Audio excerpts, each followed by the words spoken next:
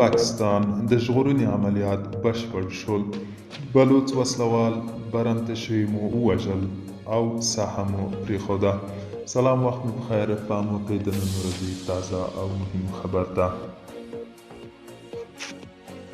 د پاکستان د پوځ مشر پرون شپه ناوخته په یو اعلامیه کې خبر ورکړ چې د بلوچستان بولان کې د ایکسپریس ریل ګاډي د برمته نیونې د ژغورنې عملیات په ساحه کې د موجودو لسګونو بلوڅ وسلوالو په وژلو او د نیول شویو کسانو په ژغورنې پای ته ورسېدل.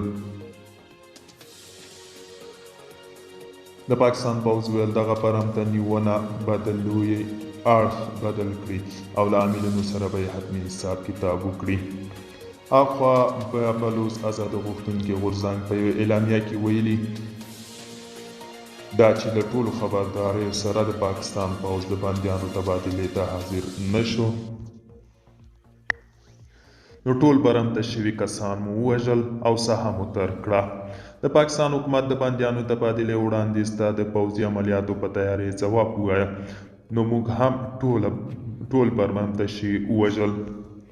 بلوڅ وسلوالو په اعلامیه کې د نیول شویو کسانو د وژنې دلیل د پاکستان پوځ له لوري د بلوڅانو د نسل وژنې، جبري تم کېدل او د منابعو د غلا او د دولتي ترهګرۍ او جګړه ییزو جرمونو ترسره کول بللي دي.